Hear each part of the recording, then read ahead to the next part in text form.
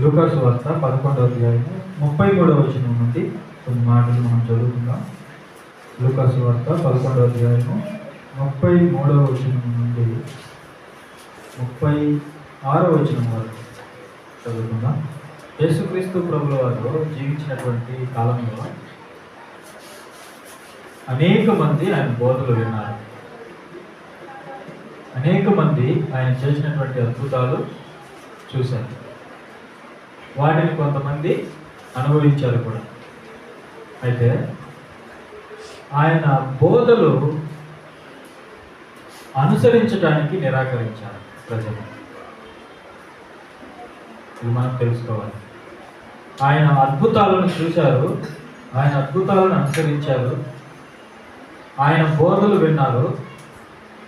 అయితే అనేక మంది ఆయన బోధానుసారముగా, ఆయన వాక్యానుసారముగా ఆయన చెప్పినటువంటి మాటలను అనుసరించడానికి నిరాకరించారు.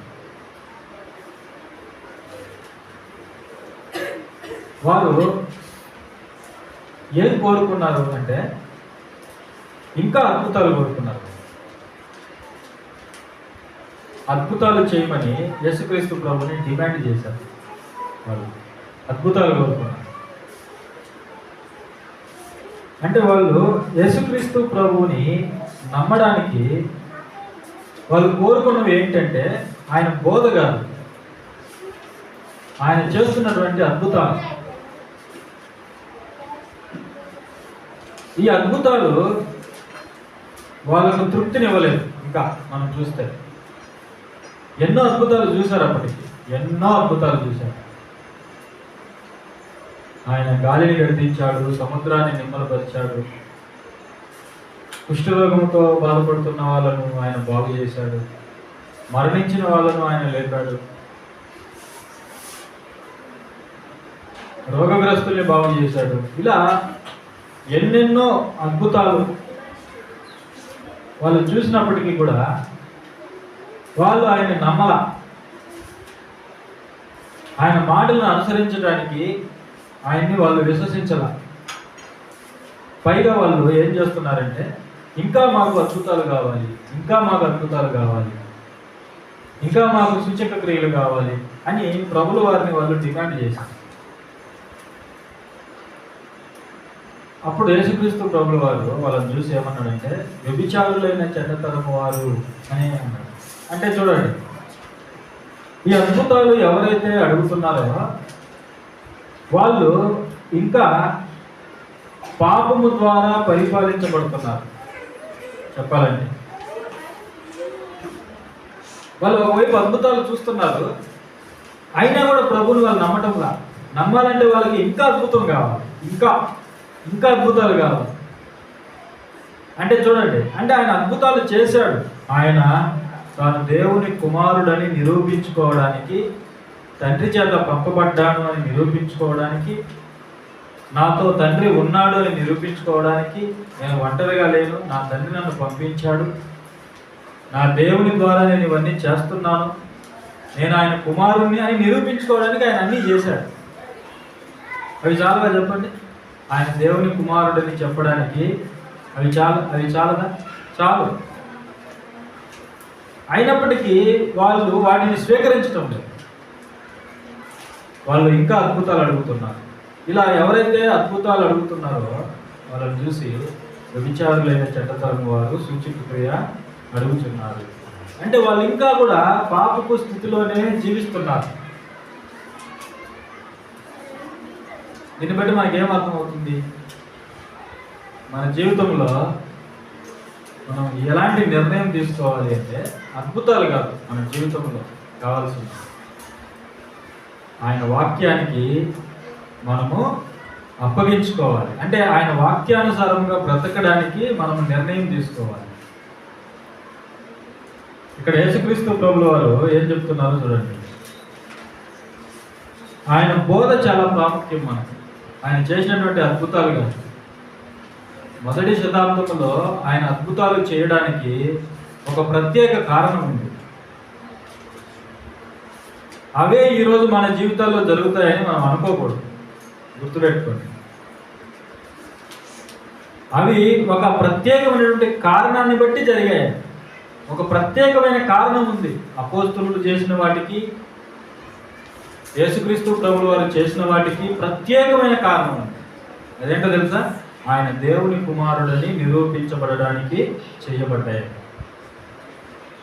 దానికి ఆధారంగా చూడండి, యోహాను సువార్త చివరి మాటలు చూడండి. యోహాను సువార్తలో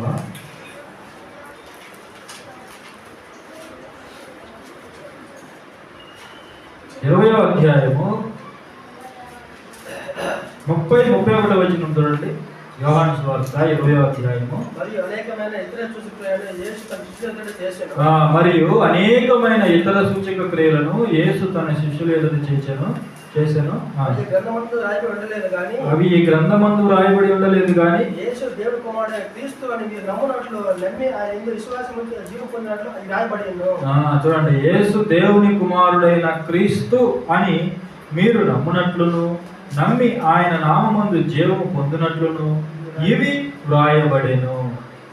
అంటే ప్రభువు వారు చేసినటువంటి సూచక్రియలలో కొన్ని మాత్రమే మనకు రాయబడ్డాయి. ఇక్కడ చూడండి, అంటే సూచక క్రియలు జరగడానికి, ప్రభు చేయడానికి, అద్భుతాలు చేయడానికి ఒక ప్రత్యేకమైన కారణం ఉన్నది. మొదటి శతాబ్దంలో ఆయన దేవుని కుమారుడు అని నమ్మాలి ప్రజలు. ఆయన దేవుని చేత పంపబడ్డాడు అని ప్రజలు నమ్మాలి.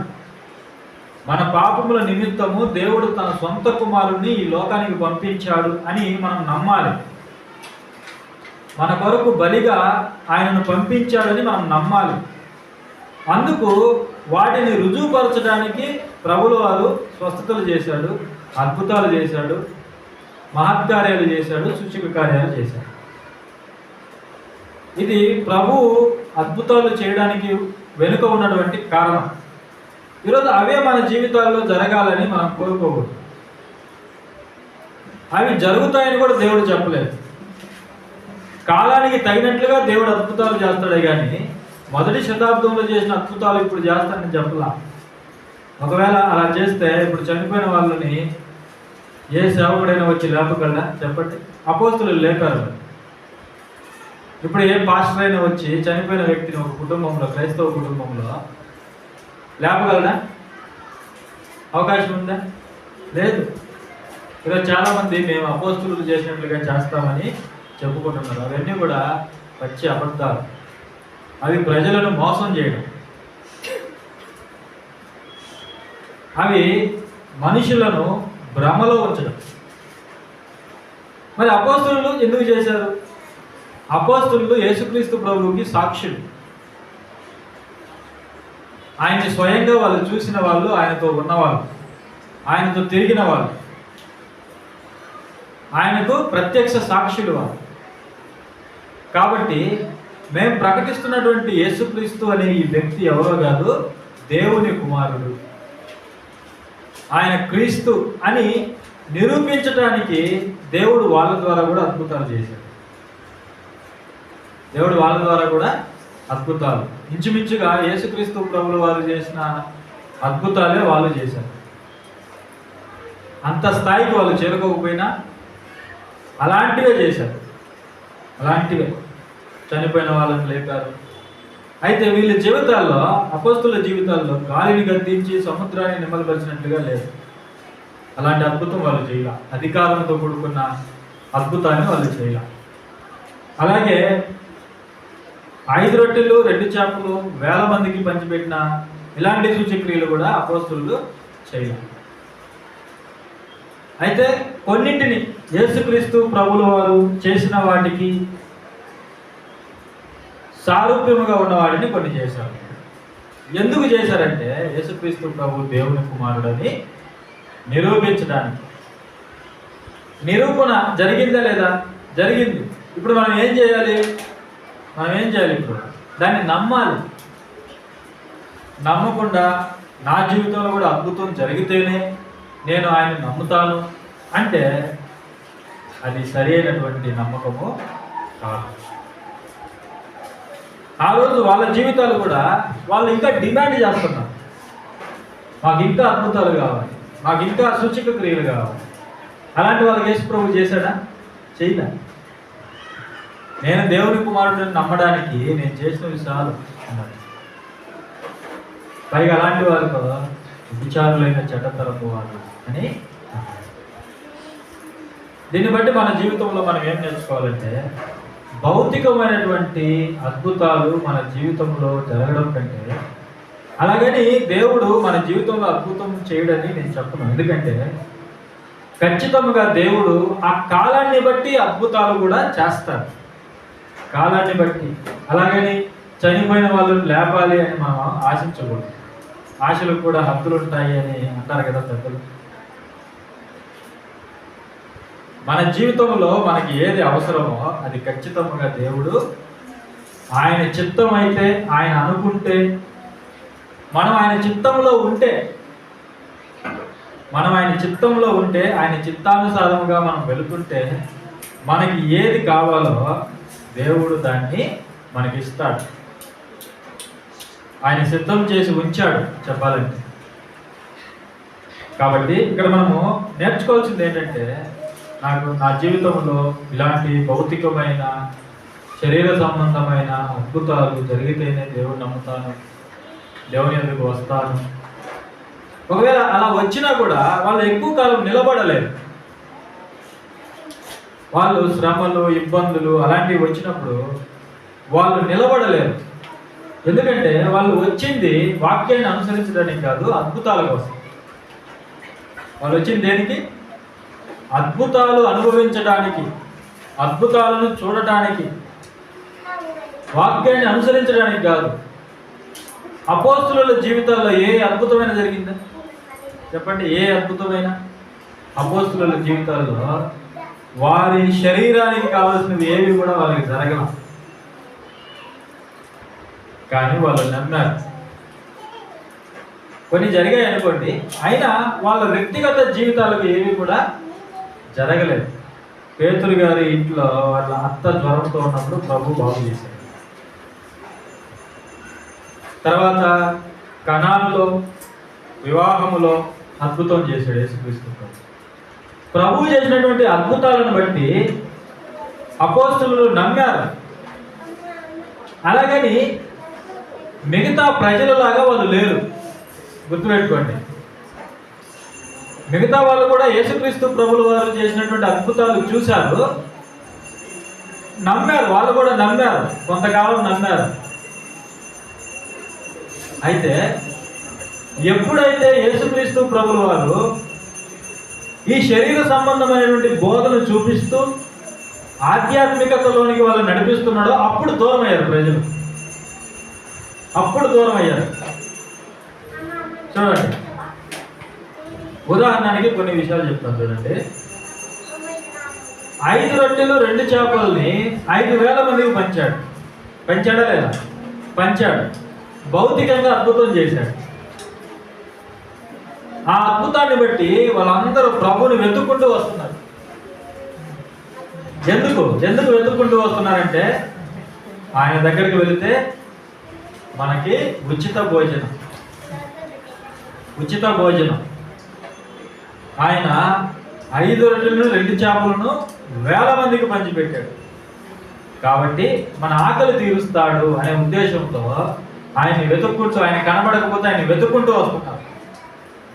అలా వచ్చిన వారికి ఆయన ఏమని చెప్పాడు తెలుసా?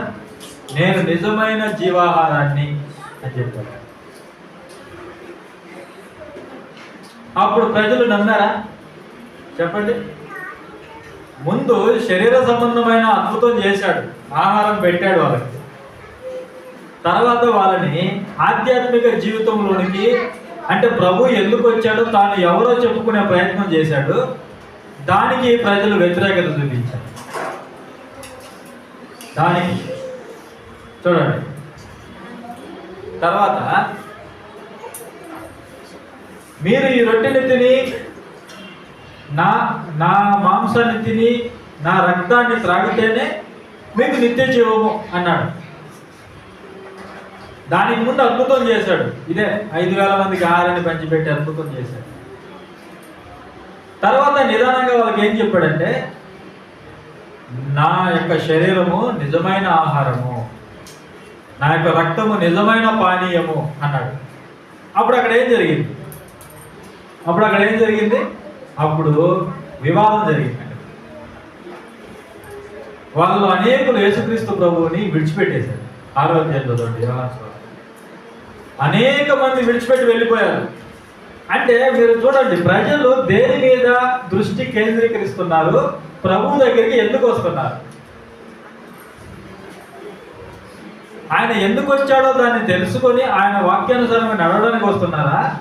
లేకపోతే ఆయన చేసే వాటిని చూసి ఆనందించాలని, వాటిని అనుభవించాలని వస్తున్నారా? మొదటి శతాబ్దంలో ఇలా ఉన్నారు. ఇప్పుడు కూడా ప్రజలు ఎలా ఉంటున్నారంటే, ఎక్కువ శాతం మంది అద్భుతాలే కోరుకుంటారు. ఆయన వాక్యాన్ని వెంబడించడానికి ఇష్టపడటం. తర్వాత మరొక సందర్భం ఇలాంటివి ప్రతి దాంట్లో కూడా ఇలాంటి సందర్భాలే మనకు కనిపిస్తాయి. ప్రభువు ముందు భౌతికమైన విషయాలను చేశాడు. తర్వాత వారికి నిదానంగా ఆయన యొక్క జీవిత పరమార్థాన్ని, లేకపోతే ఆయన ఎందుకు వచ్చాడో ఆ విషయాలను తెలియజేస్తున్నాడు. అప్పుడు ప్రజల ద్వారా వ్యతిరేకత వస్తుంది. లాజరుని లేపాడు. చనిపోయిన లాజరుని లేపి ఏమన్నాడు? నేనే జీవమును పునరుద్ధానమును జీవమును నేనే అన్నాడు. చూడండి, ఇలా ప్రతి అద్భుతం వెనకాల ఆయన ఎందుకు వచ్చాడో, ఆయన ఏమై ఉన్నాడో తెలియజేశాడు. అయితే ప్రజలు వాటిని గ్రహించలేదు. వాళ్ళ మైండ్లో ఉన్నది ఏంటంటే, మాకు అద్భుతాలు కావాలి, మా అవసరాలు తీరాలి. అంటే వాళ్ళు తాత్కాలికమైన ఉపశమనం కోసం వాళ్ళు చూస్తున్నారు, తాత్కాలికమైనటువంటి అవసరాల కోసం వాళ్ళు చూస్తున్నారు. కానీ ప్రభు బోధలో మనకు శాశ్వతమైన క్షేమము దాగి ఉన్నది. అది వాళ్ళు గ్రహించలేకపోతున్నారు. అయితే అపోస్తులు అలా లేరు. అపోస్తులు కూడా ప్రారంభంలో యేసు ప్రభువుని ఎలా నమ్మారో తెలుసా? వాళ్ళు కూడా అద్భుతాలు చూసే నమ్మారు. అయితే వాళ్ళు ప్రభువు ఎందుకు వచ్చాడో, ఆయన ఏమై ఉన్నాడో దాన్ని గ్రహించారు. ప్రభు చేసినటువంటి అద్భుతాలు వారికి ఆ విధంగా తోడ్పడ్డాయి. చూడండి, కనాను వివాహంలో అద్భుతం చేశాడు యేసు ప్రభు. అప్పుడు శిష్యులు ఆయన ఎందుకు విశ్వాసం ఉంచారని రాయబడింది. అంటే వాళ్ళు కూడా చూడండి, చూసే నమ్ముతున్నారు. వీళ్ళు చూసే నమ్ముతున్నారు. అయితే ఆధ్యాత్మికతలోనికి రాగానే ఆయన్ని వెంబడించాలి, ఆయన మాటలు పాటించాలి అనే పరిస్థితి వచ్చినప్పుడు అనేక మంది వెనక్కి తిరిగి వెళ్ళిపోయారు. ప్రజలకు నచ్చడంలా, ఆయన వాక్యానుసారంగా బ్రతకడానికి ప్రజలు ఇష్టపడడం, నిరాకరించారు. చూడండి, అపోస్తులు యోహాను సువార్త 6వ అధ్యాయంలో అందరూ వెళ్ళిపోయినప్పుడు ప్రభు అడిగాడు, మీరు కూడా వెళ్ళిపోవాలన్నారా అని అడిగితే వాళ్ళు ఏమన్నారు? మేము కూడా వెళ్ళిపోతామని వాళ్ళు అట్లా. అప్పుడు వాళ్ళు ఏమన్నారంటే, ప్రభువా, మేము ఎక్కడికి వెళ్తాము? నిత్య జీవపు మాటలు గలవాడవు నీవే. మరొక సందర్భంలో పేతురు గారు, నీవు సజీవుడు అయిన దేవుని కుమారుడు. వాళ్ళు నమ్మారు, దేవుని కుమారుడని నమ్మారు. ప్రభువు చేసినటువంటి అద్భుతాలు అందుకే. చూడండి, ప్రభు అద్భుతాలు ఎందుకు చేశాడంటే తాను దేవుని కుమారుడని నిరూపించుకోవడానికే చేశాడు. ఈ 12 మంది ఎవరైతే ఉన్నారో వాళ్ళు ఆ కారణాన్ని కరెక్ట్గా నమ్మారు. చూడండి, ఈరోజు మనం కూడా ఆయన దేవుని కుమారుడని నమ్మి అపోస్తులు ఆయన వాక్యాన్ని వెంబడించడానికి ఎలాగైతే నిర్ణయించుకున్నారో, మనం కూడా అద్భుతాలను పక్కన పెట్టండి. అద్భుతాలకు అంతం లేదంటే అవి నిరంతరం జరుగుతాయని కాదు. మనుషులలో ఉన్న కోరికలకు అంతం లేదు. జరుగుతూనే ఉండాలి. ఈరోజు ఒకటి చేస్తే మళ్ళీ రేపు ఒకటి జరగాలి. అవునా కదా? ఇలాంటివి జరుగుతూనే ఉండాలి. నాకు ఉద్యోగం ఇవ్వాలి, తర్వాత మంచి పెళ్లి చేయాలి, తర్వాత పిల్లలు, తర్వాత మళ్ళా వాళ్ళకి మంచి చదువు, వాళ్ళకి మళ్ళా మంచి భవిష్యత్తు, వాళ్ళకి మంచి ఫ్యూచర్, మంచి జీవితాలు, మళ్ళా వాళ్ళకి పెళ్ళిళ్ళు. చూడండి, ఇలా మన కోరికలకు అంతులేవు మన కోరికలు. అవునా కదా? మన కోరికలకు హద్దులే లేవు. ఆకాశంలో పక్షులు ఎగురుతున్నట్లుగా మన కోరికలు కూడా ఎగురుతున్నాయి. మన జీవితము అద్భుతాలతో కూడుకున్నది. మరి మన జీవితంలో ప్రతిరోజు అద్భుతాలే మనం కోరుకుంటే మరి ఆయన చెప్పినటువంటి బోధని మనం ఎప్పుడు పాటిస్తాం? చెప్పండి, ఆయన ఏమన్నాడు? మనం చదువుకున్న మాట ఏంటి? ఎవడును దీపము వెలిగించి చాటు చోటునైనను కొంచెము క్రిందనైనను పెట్టడు, కానీ లోపలికి వచ్చి వారికి వెలుగు కనబడుటకు దీపస్తంభము మీదనే పెట్టును. ఒక వ్యక్తి దీపం వెలిగించాడంటే అది అందరికీ ఉపయోగపడాలంటే దానిని చాటు చోటైన స్థలాలలో కానీ మంచం క్రింద కానీ ఉంచడు. కొంచెము క్రిందనైనను మంచం కిందనైనను చాటు చోటునైనను పెట్టడు. దాన్ని ఎందుకు వెలిగించాడు అతనంటే అది అనేక మందికి ఉపయోగపడాలని, వెలుగు ఇవ్వాలని. ఇప్పుడు ఈ గది చీకటితో ఉంది. ఈ గదిలో వెలుగు నింపబడాలంటే మనము టార్చ్ చేసి ఆ సోఫా కింద పెట్టామనుకోండి, ప్రయోజనం ఉందా? లేదు. ఆ కుర్చీ కింద పెట్టామనుకోండి, ప్రయోజనం ఉందా? లేదు. ఈ టేబుల్ కింద పెట్టామనుకోండి, ప్రయోజనం ఉందా? లేదు. ఆ టార్చ్, ఆ దీపం ఏదైతే ఉందో ఈ గదంతటికి వెలిగివ్వాలంటే సరైన ప్లేస్లో పెట్టాలి. ఈ లైట్ ఎందుకు పైన పెట్టారు చెప్పండి? ఎందుకు సోఫా కింద పెట్టలేదు? సోఫా కింద పెడితే ప్రయోజనం లేదు, గదంతా వెలుగుతో నిండదు. అందుకే ఆ లైట్ అక్కడ ఫిక్స్ చేశారు. ఈ గది అంతటిని వెలుగుతో నింపాలంటే ఆ వెలుగు ఎక్కడ ఉండాలో అక్కడే ఉండాలి. ఇప్పుడు మనకి జీవిత సత్యాలు యేసుక్రీస్తు ప్రభువు వారు నేర్పిస్తున్నాడు. ఇవి తెలివైనటువంటి హెచ్చరికలు, మనుషులకు హెచ్చరికలు. ఆయన ఏమంటున్నాడు? తర్వాత ఏమన్నాడు? నీ దేహమునకు దీపము కన్నే, నీ కన్నే గనుక నీ కన్ను తేటగా నుంటే నీ దేహమంతయు వెలుగుమయమై ఉండును. అది చెడినదైతే నీ దేహమును చీకటిమయమై ఉండును. కాబట్టి నీలో నుండి వెలుగు చీకటి అయి ఉండకుండా చూచుకో అన్నాడు. ఇప్పుడు నీ దేహం అనే ఈ గదికి వెలుగు ఏంటంటే నీ కన్ను అన్నాడు. నీ కన్ను అంటే ఒక్కన్ను అనుకోకండి, ఇలాంటి ప్రబుద్ధులు కూడా ఉంటారు. కన్నే అన్నాడు కదా, కన్నులు అనలేదు కదా, ఒక్కన్నే అనుకోకండి. కన్ను అంటే మనం కన్నులని అర్థం చేసుకోవాలి. అంటే మన దేహానికి దీపము కన్నులు. ఇప్పుడు మన కన్ను, మన దేహం అంతా వెలుగుతో ఉండాలంటే ఇప్పుడు ఏది బాగుండాలి? మన కన్ను వెలుగుతో ఉండాలి. మన కన్ను వెలుగు. ఇప్పుడు ఆ కన్ను ఈ దేహం అంతటికి వెలుగు ఇవ్వాలంటే అది సరైన స్థలంలో ఉండాలి. అంతే కదా? ఈ గది అంతటిని వెలుగుతో నింపాలంటే ఆ లైట్ సరైన ప్లేస్లో ఉండాలి. ఇప్పుడు ఆ సోఫా కింద పెట్టామనుకోండి, లైట్ వెలుగుతుంది, వెలుగిస్తుంది, కానీ అనుకున్న స్థాయిలో ఆ శక్తి ఉండదు, దాని ఫలితము ఉండదు. ఈ గది అంతా కూడా వెలుగుతో నింపబడదు, అక్కడక్కడ చీకటి కనిపిస్తుంది.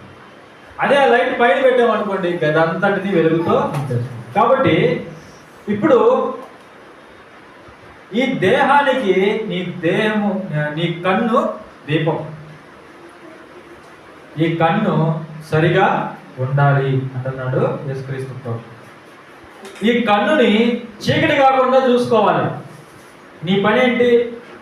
ఈ కంటిని చీకటి కాకుండా చూసుకోవాలి. చీకటి అంటే రాత్రి, రాత్రి చీకటి. యేసుక్రీస్తు ప్రభు ఈ లోకానికి వేరుగా ఆయన బ్రతికారు. లోకము చెడ్డది అని ఆయన నేరస్థాపన చేశాడు. చూడండి, చేశాడా లేదా? చేశాడు. ఈ లోకము నన్ను నమ్మలేదు అని శిష్యులతో చెప్పాడు. నన్ను హింసించింది కాబట్టి మిమ్మల్ని కూడా నమ్మదు, మిమ్మల్ని కూడా హింసిస్తుంది. అంటే ఆయన లోకానికి వేరుగా ఉన్నాడు. ఇప్పుడు నీ కన్నుని చీకటిమయమై పోకుండా నువ్వు కాపాడుకోవాలంటే నీ కన్ను లోకానుసారంగా ఉండకూడదని దాని అర్థం. నీ కన్ను ఎలా ఉండకూడదు? లోకానుసారముగా ఉండకూడదు. లోకంలో ఉన్నదంతా ఏంటి? శరీరాశ, నేత్రాశ, జీవకుటుంబాలు. నీ దృష్టి, నీ కను దృష్టి వేటి మీద ఉన్నది?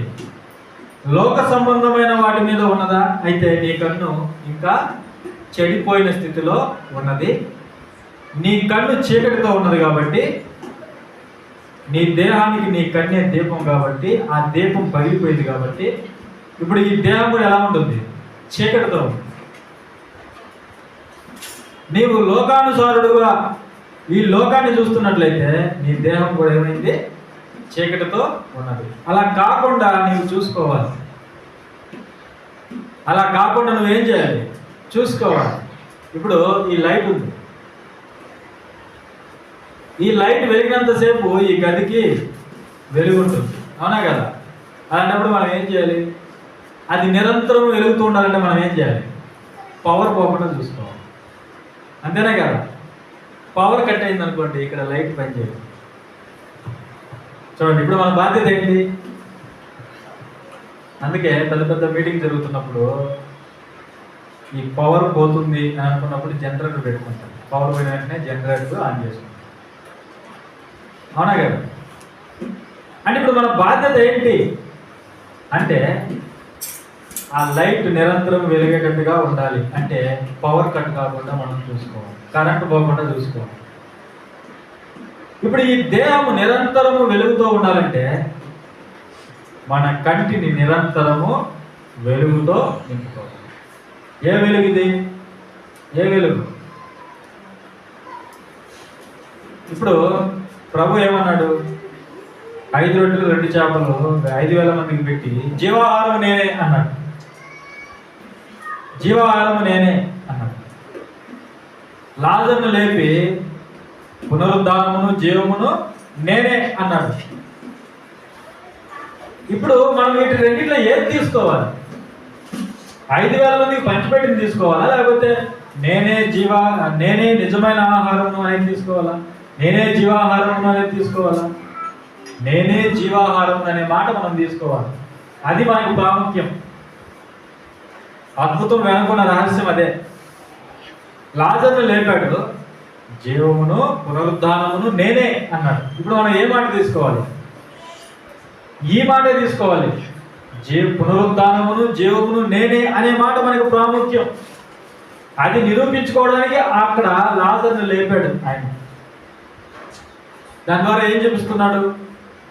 నన్ను నమ్మిన వాడికే పునరుద్ధానము, నన్ను నమ్మిన వాడికే జీవము, నన్ను నమ్మిన వాడికే జీవ పునరుద్ధానము, నన్ను నమ్మిన వాడికే జీవం అంటున్నాడు.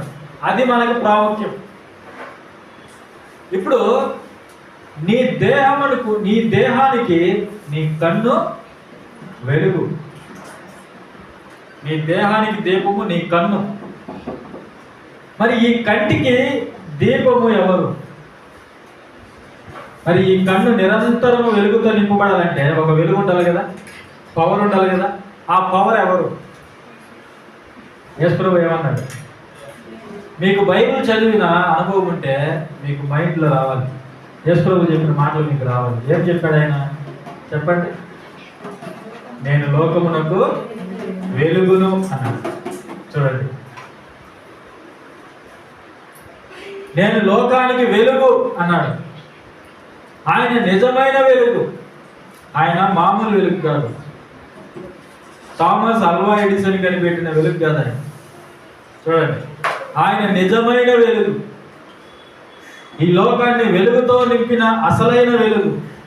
అందుకే నిజమైన వెలుగు ఉండెను, అది లోకంలోనికి ప్రవేశించుచు ప్రతి మనిషిని వెలిగించుచున్నది.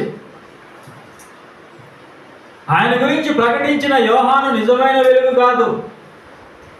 ఆ యోహాను ఎవరి గురించి అయితే ప్రకటించాడో ఆయన నిజమైన వెలుగు. నాకంటే శక్తిమంతుడు ఒకడు వచ్చుచున్నాడు, ఆయన చెప్పుల వారును ఇప్పటికైనాను నేను పాత్రులను కాదు, నాకు యోగ్యత లేదు. చూడండి, అది ఆయన స్టేట్మెంట్. బాప్తిజం నుంచి యోహాను గారి స్టేట్మెంట్ అది. ఆయన గురించి ప్రకటిస్తున్న మనము నిజమైన వెలుగులు కాదు. చూడండి, ఆయన గురించి ముందుగా చెప్పిన బాప్తిజం నుంచి యోహాను గారు నిజమైన వెలుగు కాదు. ఆయన ప్రకటించిన వ్యక్తి నిజమైనటువంటి వెలుగు. అందుకే నిజమైన వెలుగు ఉండెను, అది లోకములోనికి వచ్చుచు ప్రతి మనిషిని కూడా వెలిగించుచున్నది. ఆయన నిజమైన వెలుగు. ఆయన నిరంతరము ప్రకాశించే వెలుగు. చూడండి, ఇప్పుడు నీ కన్ను నిరంతరము నీ దేహానికి వెలుగుగా దీపంగా ఉండాలంటే నీ కన్ను ఎవరిని చూడాలి చెప్పండి? నీ కన్ను ఎవరితో నింపబడాలి? నీ దృష్టి ఎవరితో నింపబడాలి? నీ కన్ను దృష్టి భౌతికమైన దృష్టి కానీ నీ మనోనేత్రాలు కానీ యేసుతో నింపబడాలి. ఎందుకంటే ఆయన నిరంతరమైన వెలుగు. చూడండి, మనం ఎప్పుడైతే ఆయన వాక్యముతో నింపబడతామో అప్పుడు మన దేహము నిరంతరము కూడా వెలుగుతూ ఉంటుంది. నీ కన్ను వెలుగుతో నింపబడితే నీ కన్ను దీపంగా నువ్వు కాపాడుకుంటే నువ్వు కాపాడుకోవాలి. ఇప్పుడు ఆయన బోధ వింటున్న వాళ్ళు ఆయన మనకు ఏమి హెచ్చరిక చేశాడో దాన్ని మనం కాపాడుకోవాలి. ఈ కన్నులను దేహానికి వెలుగుగా ఇచ్చాడు.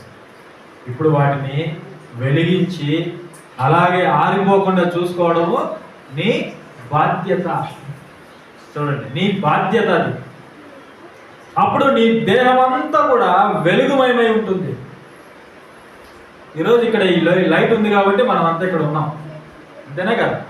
ఈ లైట్ లేకపోతే ఇప్పుడు సూర్యుడు పైన ఉన్నాడు కాబట్టి ఈ లోకమంతా కూడా మనుషులందరూ కూడా వాళ్ళ వాళ్ళ పనులు చేసుకుంటున్నారు. లేకపోతే చేసుకుంటారా? చేసుకోవడానికి అవకాశమే లేదు. లోకమంతా కూడా చీకటితో నిండిపోయి ఉంటుంది. అప్పుడు ఏ పని కూడా చేసుకోలేరు మనుషులు. ఈ లైట్ ఉంది కాబట్టి ఇక్కడ ఉన్నాం మనం, లేకపోతే ఎవరిళ్ళకి వాళ్ళు వెళ్ళిపోతాం. చూడండి, అంటే వెలుగు ఉండటం ద్వారా ఏం జరుగుతుందంటే మన పనులు జరుగుతున్నాయి, మన అవసరాలు తీరుతున్నాయి.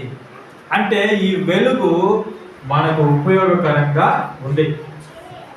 మనకు ఉపయోగకరంగా ఉంది ఈ వెలుగు. ఇప్పుడు నీ కన్ను వెలుగుతో నింపబడితే నిరంతరము ప్రకాశిస్తూ ఉంటే అది నీ దేహం అంతటికి కూడా మేలట. నీ దేహం అంతా కూడా వెలుగుమయమైపోతుంది, వెలుగుమయమై ఉంటుంది.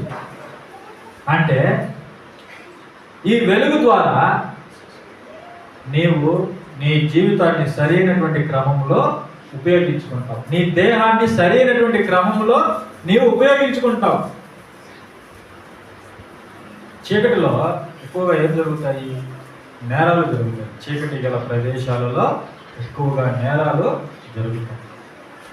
అంటే చేయకూడనటువంటి పనులు మనుషులు చేస్తారు. చూడండి, మనుషులు ఒక పద్ధతిగా ఉండాలంటే వెలుగు అనేది ఉండాలి. వెలుగు ఉన్నప్పుడే మనుషులు పాపం చేయడానికి, తప్పులు చేయడానికి భయపడతారు. ఈరోజు మన కన్ను నిరంతరము ప్రకాశించేది ఉన్నప్పుడు, ప్రకాశించాలి అంటే అది ఎవరి ద్వారా సాధ్యం అంటే నిజమైన వెలుగు అయినటువంటి యేసుక్రీస్తు ప్రభుని మనము ధరించుకోవాలి. అంటే మనం నిరంతరము యేసు ప్రభుని చూసేవారమై ఉండాలి, ప్రభుని చూసేవారమై ఉండాలి. మనం ఎక్కువగా ఏది చూస్తున్నాం అనుకోండి అలాగే మనం ప్రవర్తిస్తాం. చూడండి, మనం ఎక్కువగా ఏది చూస్తామో అలాగే మనం ప్రవర్తిస్తాం. ఇది మానవ యొక్క నైజం. మనం ఎక్కువగా చెడు చూసామనుకోండి, దాని ప్రభావం మన మీద పడుతుంది. చెడు మనం చూస్తే ఆ చెడు మన మీద ప్రభావాన్ని చూపిస్తుంది. మనం మంచి చూసామనుకోండి, ఆ మంచి మన జీవితాల్లో ప్రభావాన్ని చూపుతుంది. అందుకే ప్రభు ఏమన్నాడంటే, తండ్రి ఏమి చేయడం కుమారుడు చూసినో కుమారుడు కూడా అదే చేస్తాడు. అంటే మనం ఏదైతే చూస్తున్నామో వాటిని చేయడానికే మనము వెళ్తాము, ఆ ప్రకారంగానే మనము జీవిస్తాము. చూడండి, ఇప్పుడు మనం ఎవరిని చూడాలి? ఇద్దరు ఉన్నారు మన కళ్ళ ముందు, ఇద్దరు ఉన్నారు. ఎవరు? ఒకటి లోకము, మరొకటి క్రీస్తు. ఒకటి లోకము, మరొకటి క్రీస్తు. మనం లోకాన్ని చూసామనుకోండి, మనకి లోకస్తులకి పెద్ద తేడా ఉండదు. చూడండి, మనం లోకాన్ని చూస్తే లోకస్తులకి మనకి పెద్ద తేడా ఉండదు.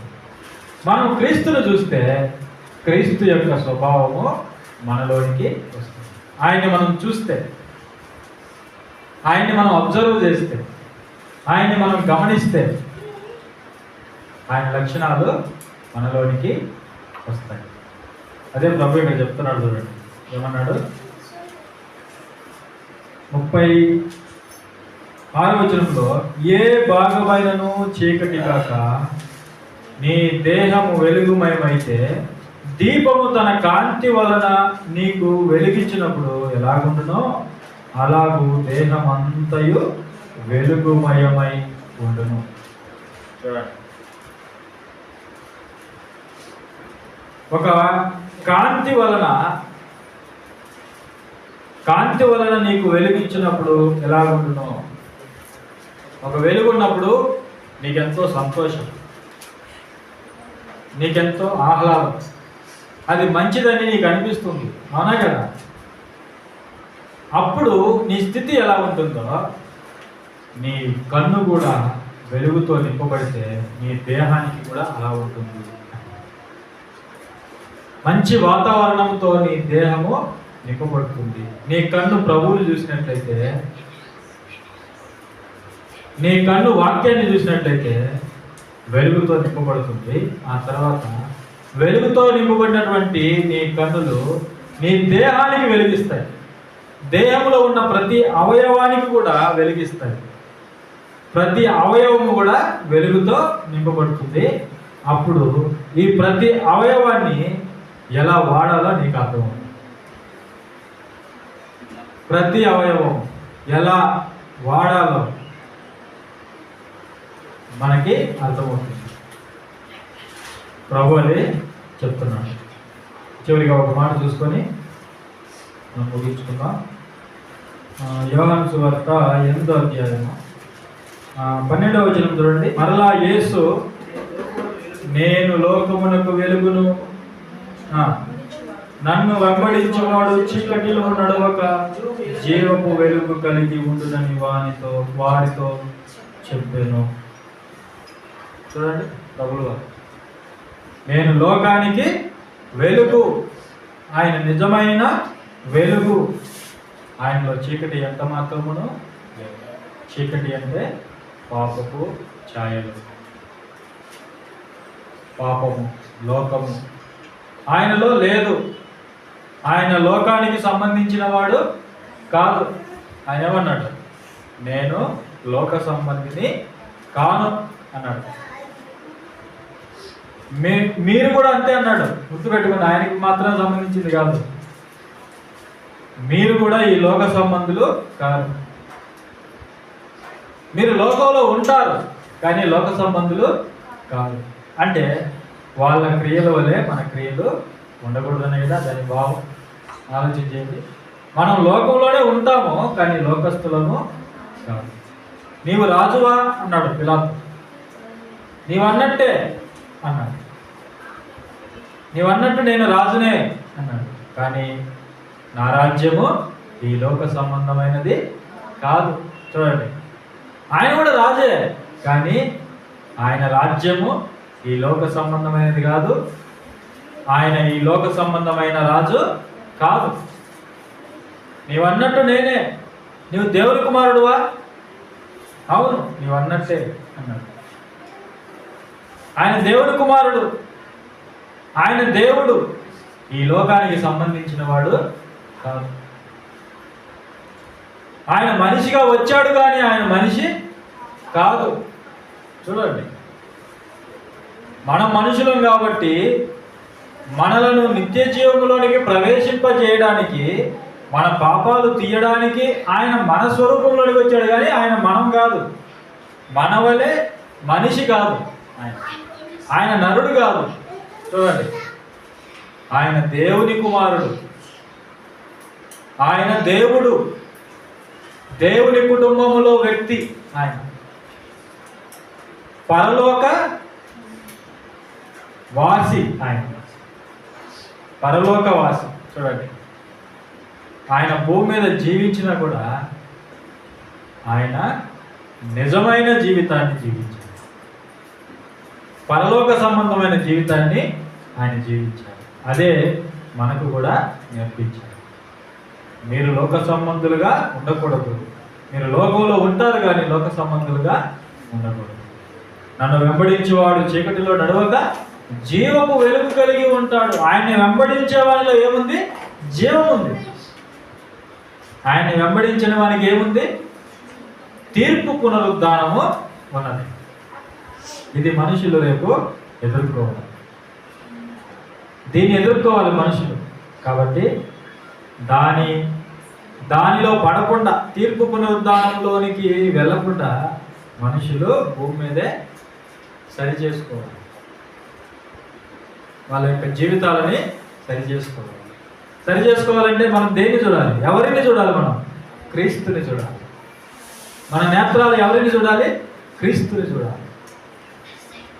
మన కన్నులు ప్రభువుని చూసినప్పుడు, ఆయన్నే చూస్తూ ఉన్నప్పుడు, ఆయన వాక్యాన్ని చూస్తూ ఉన్నప్పుడు, ఆయన బోధననే చూస్తూ ఉన్నప్పుడు, ఆయన క్రియలనే చూస్తున్నప్పుడు, ఆయన చేసిన వాటిని, ఆయన పలికిన వాటిని మనం చూస్తూ ఉన్నప్పుడు మనం ఒకనొక రోజు ఆయన సారూప్యంలోనికి మారిపోతాం.